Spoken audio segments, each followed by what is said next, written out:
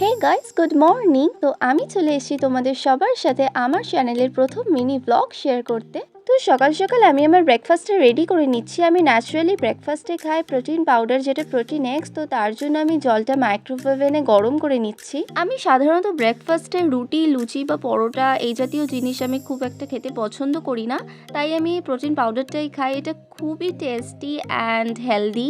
এটা chocolate flavour এবং তার সাথে আমি কিছু ড্রাই ফ্রুটসও খেয়ে নিই। আর তোমরাও যদি তোমাদের ব্রেকফাস্টে এরম healthy and tasty protein powder add করতে চাও, then you must go for it. তারপর আমি আজকের টু ডু লিস্টটা তৈরি করে নিলাম এবং তৈরি করে আমি কাজে বসে পড়লাম। আমার কিছু পেন্ডিং কাজও বাকি ছিল, তো সেগুলোই আমি করছিলাম। তখন কাজের ফাঁকে একটু রান্নাঘরে গিয়েছিলাম লাঞ্চে আজকে কি মেনু সেটা দেখার জন্য। তো গিয়ে দেখলাম মা আজকে চিকেন কারি রান্না করছে, আর সেটা দেখেই আমার খিদে পেয়ে গেল। তো আমি স্নান করে ঝটপট খেতে বসে পড়লাম। তো দুপুরে খেয়ে দিয়ে আমি ঘুমিয়ে পড়েছিলাম। তারপর বিকেলবেলা দেখলাম মা আমায় দুধ চা করে দিল, যেটা আমার ভীষণ ফেভারিট।